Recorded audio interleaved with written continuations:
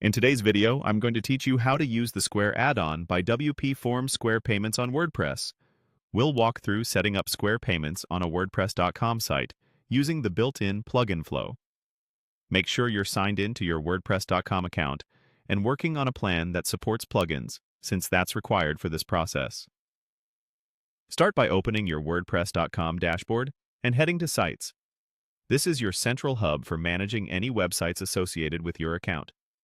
From there, look to the left-hand menu and click Plugins. This opens the plugin marketplace where you can browse and add tools to extend your site's functionality. Use the search bar at the top and type Square Payment. You'll see several results related to Square. Click the matching result to view more details.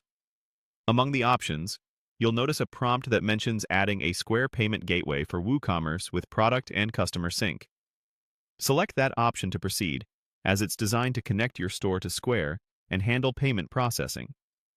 On the Details page, open the listing titled WC Shop Sync, Square Payment Gateway, and Product Synchronization for WooCommerce. This is the plugin page where you can confirm you've got the right tool. First, click the Description tab. Take a moment to read what the plugin does, what versions of WordPress and WooCommerce it supports, and any prerequisites you should be aware of. Then, switch to the Changelog tab. Reviewing recent updates is a good way to gauge how actively the plugin is maintained and whether it's compatible with the latest versions of WordPress and WooCommerce. When you're ready, click Get Started. WordPress.com will guide you through connecting the plugin to a specific site. On the Setup screen, continue through the prompts. If you need a new domain for this site, choose Search Domains and find one that fits your brand. If you already have a domain, click Already have a domain?